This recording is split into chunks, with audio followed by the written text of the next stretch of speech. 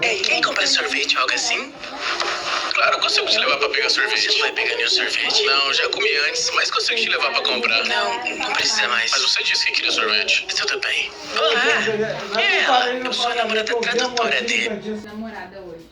É um serviço comum. Eu não quero sorvete, a menos que você pegue também. Porque eu não consigo sem você. Comendo sozinha vai fazer me sentir não amada e como um porco gordo. Ok, eu vou pegar sorvete também. Parece bem legal. Não, já passou agora. Eu não quero sorvete mais. Você arruinou que você só vai comer porque você sabe que eu queria que você pegasse. Mas você tem que querer por você mesmo. Fazer alguma outra coisa? Claro. E tal um minigolf? Tá dizendo minigolf? Sim. Tá bom. Eu prefiro arrancar meus olhos do que jogar um minigolf com você. Eu acho que toda mulher secretamente odeia minigolf. Por cima isso é bom. Você tá bem? Sim, sou bem.